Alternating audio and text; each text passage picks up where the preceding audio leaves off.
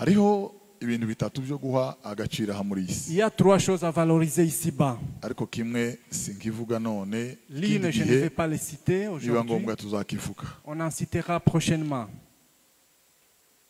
Umubyeyi wabyaye wakubyaye akwiriye agaciro kose. Le parent qui vous a mis au monde mérite une valeur.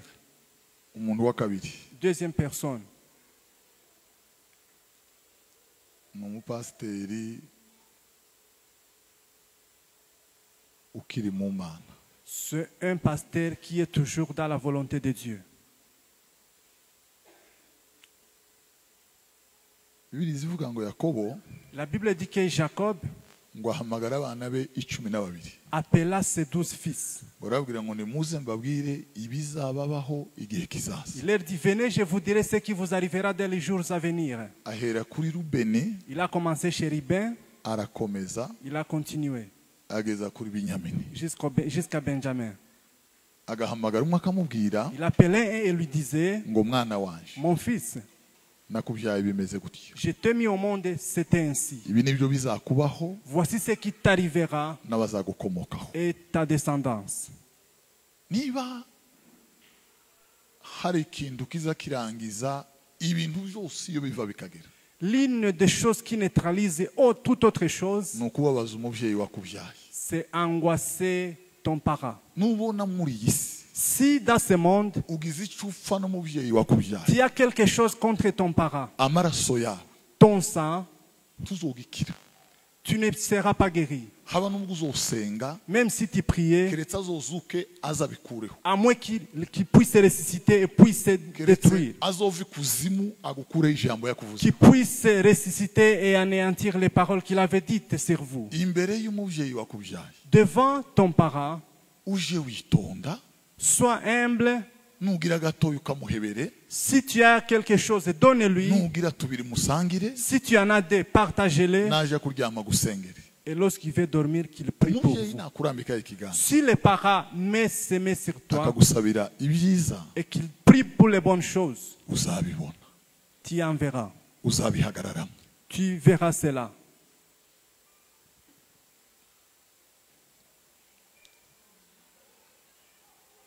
Nz'abana bagiye bakungura, Je connais les enfants qui avaient la turpitude umubyeyi akicara n'agahinda, et les parents étaient toujours dans abana l'angoisse bamubabaje, à cause de ces enfants. akavuga ngo ntukagire icyo ufata mu buzima bwawe Il disait, n'aie rien dans ta vie. kugeza izi saha duhagaze aha. Jusqu'à présent, Uwo mugabo n'abana be cet homme et ses enfants, nta n'ufite n'akamasa.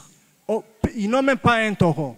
Nicaye ahantu mu ijoro J'étais quelque part dans la ngeza nuit nka saa munani saa cyenda, jusqu'à 2h ou 3h ndi du kumwe matin. n'umugabo w'umwinginga, J'étais en train de demander à yari arimo quelqu'un. avuga ngo abana be ngo niyitwaza icumu rizomwica, Il disait, si j'ai une lance, que cela me tue. ngo nagira gutya bizamubeho. S'il fait ceci, que c'est ça, que ceci lui arrive. Ndavuga J'ai dit, ndavuga, j'ai saa supplié cyenda ziraba, jusqu'à 3h. ndaruha nkaza njya gupfukama, J'allais m'agenouiller. babarira abana ba, Pardonne tes enfants. babarira abana, Pardonne tes enfants. ndamwinginga, Je lui ai supplié. ndamwinginga, J'ai supplié. ndinginga. J'ai supplié. Bavandi, Chers amis,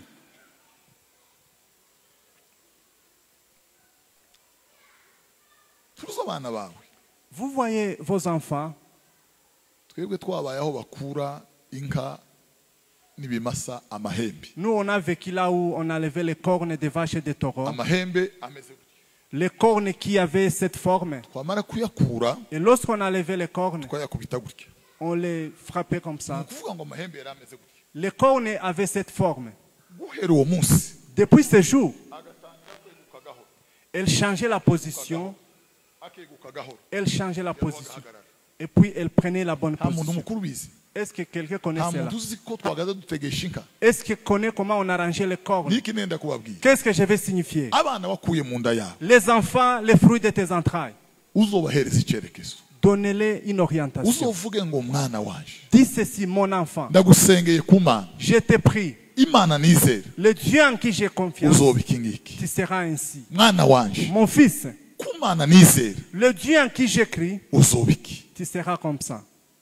Umuntu yarambwiye Quelqu'un m'a dit, ngo umubyeyi yaramusengeye, que son parent avait prié pour lui. waramubwira ngo ntukaruhe mu buzima bwawe. Ne sois pas fatigué dans ta vie. Nawe yarambwiye Et lui, il m'a dit, ngo azatangara et qu'il est étonné. ngo kandi afite ubushobozi bwinshi cyane, Et il a les ngo moyens, afite ibintu byinshi cyane, il a beaucoup de biens. ngo azabibona gute, Comment il en ngo trouve? nawe ntazi uko bizabiza, Lui aussi, il ne sait pas comment cela vient. ngo ariko azayibuka Mais il se ko hari souvient ijambo que ngo umubyeyi we atarapfa yagaza amusenga, son parent priait ngo pour lui. yagaza amubyutsa mu rukerera Il les réveillait le matin. ngo akamurambika ibiganza, Il imposait les bakavuga mains. ngo mwana Il wanjye disait, mon fils, ngo ntukaruhe mu buzima, ne sois pas fatigué dans ce monde. kubera iryo jambo À cause de cela, muri iyi si dans ce monde, azanyuraho bigakunda, lorsqu'il passe ici, yahagarara bigakunda, lorsqu'il fait ceci, ça accepte. abatamuzi bakamwifuriza ibyiza. Ceux qui ne le connaissent Abantu pas bagahora baza. souhaitent le bien. Bibiliya iravuga La Bible déclare, ngo toze umwana inzira instruis l'enfant selon les ngo chemins. azarinda asaza Et quand il atarayiva. sera vieux, il ne s'en détournera pas.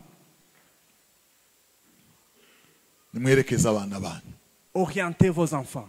mwerekeze abana banyu. Orientez vos enfants. Sinzi ukuntu tutaza twerekeza abana. Je ne sais pas comment on n'oriente pas nos enfants. Umwana amaraso yawe urukingirwa Notre sang. mushyira hano mu maguru, Mettez-les dans les urambura mains. ibiganza. Imposez-lui les mains. Uri umubyeyi w'umupapa, Tu es un parent. uri umubyeyi w'umumama, Tu es une femme. Imana yaguhaye agaciro. Dieu t'a valorisé. Bibiliya iravuga La Bible déclare ngo abana bubaha ababyeyi babo, que les enfants respectent ngo les nibwo parents. iminsi yabo yo kurama C'est lorsque leurs jours bizaba myinshi, seront prolongés. iminsi yo kubaho Leurs jours d'existence, Imana izayongera. Dieu va les prolonger. Babyeyi muri aha, Parents ici présents, nimwirukane urupfu ku bana banyu. chassez la mort sur vos Imana enfants. yabahaye ubwo bubasha. Dieu vous a donné le pouvoir. Nimubongere igihe cyo kurama, Ajoutez les jours d'existence. nimubongere igihe cyo kubaho. Ajoutez les jours Ubwo d'existence. bubasha Imana yarabubahaye. Ce pouvoir, Dieu vous l'a donné. Ese turi kumwe ba? Sommes-nous ensemble? Wa mukecuru wanje wabaga aha ngaha Ma maman qui était ici, nagaza ngura umwenda i Burundi, j'achetais un habit au Burundi. kamutumaho Et j'envoyais. abwira umuntu ngo numubwirire Et je disais, va dire ngo à ma mère azansengera qu'il vienne et ngo prier, azansabire umugisha. qu'il prie pour moi la bénédiction. Niba hari ikintu mpa agaciro, L'une des choses que je valorise, niba hari ikintu mpa agaciro, l'une des choses que je valorise, n'ifuhe ry'umubyeyi c'est le souhait de la mère akagusabira. lorsqu'il prie pour vous. Niba ijambo ryavuye mu kanwa ka Yakobo Si ryaragize imbaraga imyaka ibihumbi la n'ibihumbi, parole de la bouche de Jacob était influente, n'ijambo plusieurs ryavuye années, muri Yakobo iso, la parole qui n'ijambo est venue de ryavuye ta muri bouche, Yakobo mama wawe de votre maman rizagira imbaraga no ku rugamba, sera influente rizagira imbaraga no mu kaga, dans les malheurs, n'imbere y'intare rizagira imbaraga. même devant les lions. Imana izabana nawe. Dieu sera avec vous. Ese turi kumwe ba? Est-ce que nous sommes ensemble? Nimufata akanya muje musengera ba, Prenez le temps, priez pour vos enfants. mwirukane imyuka y'urupfu, Chassez l'esprit de mort. mwirukane imyuka y'akarengane, Chassez les esprits de mwirukane malédiction. imyaka ya Satani. Chassez les malédictions sataniques. Tangire kuvuga ngo mwana wanje Dites, mon enfant, nguhaye kuyobora ikigo gikomeye, tu vas diriger les grandes mwana organisations. wanje Mon fils, uzaba ikirangirire i Burayi. tu seras expert dans les Mwana wanje. Nations Unies. Mon fils, Iki nicyo ngusabiye, voici ce que j'ai pris pour toi. nuhinga uzeze, Lorsque tu cultives, que tu vas moissonner. nkwambitse igikundiro, Je te donne la faveur. azabiba. Il le sera ainsi. Ese turi kumwe ba? Est-ce que nous sommes ensemble? Murabyizera? Turi kumwe namwe? Ikindi ndangirizaho, Pour finir, mu rugo rwanyu dans votre foyer, ntukivovote ngo barakuvunishije. ne murmurez pas parce que Mushobora kuba muri batanu vous pouvez être à 5, ariko ababyeyi akaba ariwe bavuna. mais les parents ne peuvent pas dire que c'est vous. Uwo ni umugisha w'Imana. Ça, c'est une bénédiction divine. Ni wowe Yosefu wo mu rugo rwanyu, C'est vous, Joseph, de la famille. ni wowe Imana yahaye agaciro C'est n'inkoni. vous que Dieu a valorisé, vous a donné les bateaux de commandement. Yakobo yabwiye Yuda Jacob avait dit à ngo Judas bene so bazagupfukamira, que tes frères vont s'agenouiller devant toi. bene so bazagupfukamira. Tes frères s'agenouilleront devant toi. Bavandi, Imana iguha agaciro Dieu te valorise ikagusumbisha barumuna bawe, et il te donne la ikagusumbisha trône bakuru bawe. plus que tes grands frères et Ababyeyi. tes petits frères. Les parents, Bakazenga ils, bakazi iwawe atari we mukuru, ils viennent même si tu n'es pas. bakaguhama uzubagaburira n'umutima, Donne-les la nourriture. uzubihanganira, Sois patient. na nyuma yo kubaho kwawe Même après leur existence, bazongera babeho. ils vont encore exister. Ese turi kumwe ba? Ijambo ryanyu, Pour finir, hari abapasiteri babiri, il y a 2 pasteurs. hariho abapasiteri imana yaciye ku ngoma imana itazi. Il y a les Qui pasteurs m'ont que Dieu Barazimije. a déjà chassés de sa Tacho de yokora. trône. Il ne Tacho peut rien yokora. faire. ntacyo kabisa. Il ne peut rien umutekano haba nubwo yogira gute ariko umushumba w'imana Mais un pasteur Imana de yahamagaye. Dieu, le berger de Dieu, imana yahaye kuyobora celui que Dieu a appelé, nagusabira lorsqu'il prie pour vous, uzobyakire n'amaboko il yombi faudra recevoir cela avec les deux mains. uzirinde kumubabaza Ils ne font pas l'angoisser.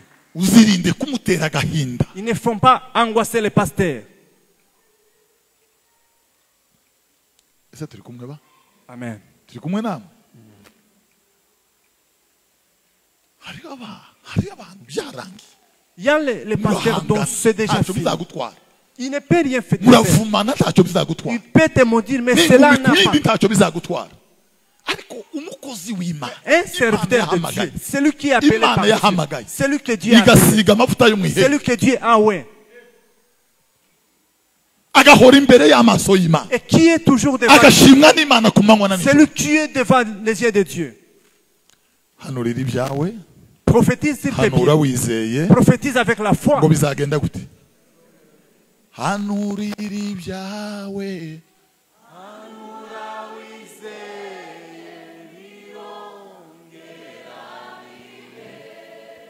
haleluya Alléluia. muvandimwe nzarugarura yambaye isomo cyane Le frère Jean-Paul m'a déjà donné une leçon. igihe kimwe nzambona aje ngo nimuhameza turi babiri Des fois, il ikindi gihe vient akaza que je lui donne la Sainte Seine et ça à akazana deux. $50 Et puis il vient avec Ambwira ngo, $50. usengere Prie pour moi. nguyu ahangaha Il est là. wanasifiwe Amen. bavandi niba hari ijambo rifite imbaraga L'une des Si choses vous- qui a la parole, ndavuga abakozi b'imana ku isi j'ai dit i les buraya serviteurs de muri Dieu amerika en Europe comme en Amérique. umushumba w'imana yahamagaye Un serviteur de Dieu appelé par ikamuhereza inkoni yo kuyobora ubwoko celui bwawe que Dieu a donné le bateau de commandement. duheze ese icyubahiro nakubwira ijambo rizaba Lorsqu'il te dit quelque chose, va numutera cela va. agahinda k'amahame hasi Si tu l'angoisses nijoro agapfukama agasenga imana et qu'il prie le Seigneur, nubwo atazaburana nawe même s'il ne va pas aller dans les iryo jugements, jambo ntuzarekire tu ne seras pas sauvé de iryo cette jambo parole. ntuzarekira kabisa Tu ne seras pas sauvé. iryo jambo ntuzarekira Tu ne seras pas sauvé. abo bantu C'est là, nasize abandi j'ai laissé d'autres. ese turi kumwe ba Amen. nabo guha agaciro Il faudra les nabo valoriser. gutinya Il faut les abana craindre. Les ni enfants, umwanda uva ku mana c'est les fruits, c'est un imbuto don zo de mu Dieu. nda Les fruits des enfants, n'isogorora n'imana ihereza les ababyeyi dons que Dieu donne aux parents. ubuhanga bw'imana Dans sa spécialité, iremera umwana mu nda ya nyina il crée l'enfant dans le N'abana mwe ventre de muri sa aha. mère. Parents, nk'abana mwe muri aha les enfants ici présents, mujye mutekereza pensez, nzatekereza ngo ababyeyi ni babiri il y a hariho deux umubyeyi parents. w'umupapa Il y a hariho l'homme, n'umubyeyi w'umumama il y a aussi la femme. ariko byibura muri jewe Mais en moi, uzambona ko umumama je vois que la, akwiriye gukurirwa isapu la maman doit être inshuro respectée n'inshuro zitaba plusieurs fois. imana iziteraniriza umwana mu nda y'umubyeyi Dieu crée l'enfant dans le imana sein de sa ikunda mère. imana ikaremeramo umuntu agahagarara Dieu muzima crée agahumeka l'enfant akarya akanywa dans le ventre de sa mère. akamubyara akamushyira Et imusozi puis il le met au monde. babyeyi mwabyaye Parents ici imana présents, ibahereza umugisha que Dieu vous bénisse.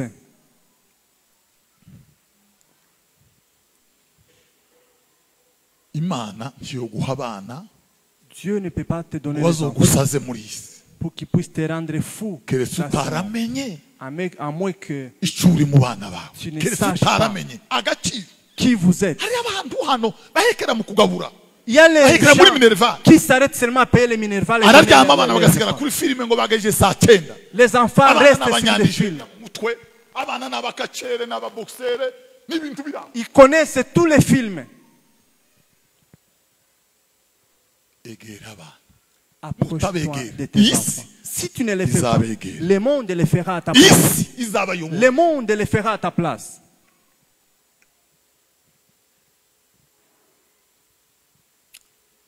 twatuye ubuzima bwiza mu mibereho yanyu Nous déclarons une meilleure vie dans votre vie.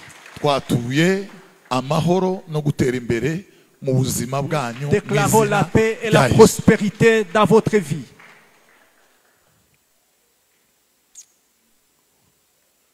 Bwana asifiwe. Alléluia.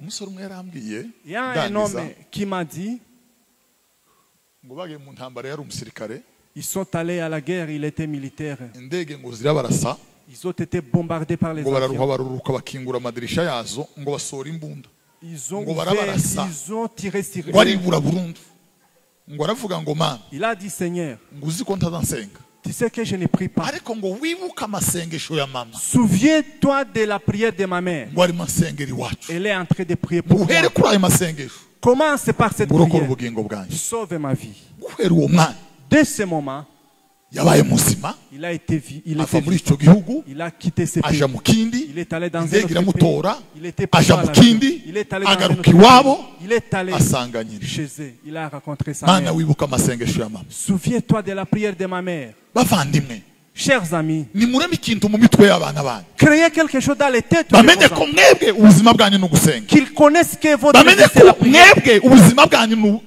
babuhariye imana Qu'ils sachent que votre vie est abandonnée à nibagera Dieu. mu makuba Lorsqu'ils seront dans les bazibuka malheurs, imana ya ba nyina ils s'en souviendront. bazibuka imana ya Ils base se souviendront de Dieu Imana de ibahereze leurs umugisha. parents. Que Dieu vous bénisse.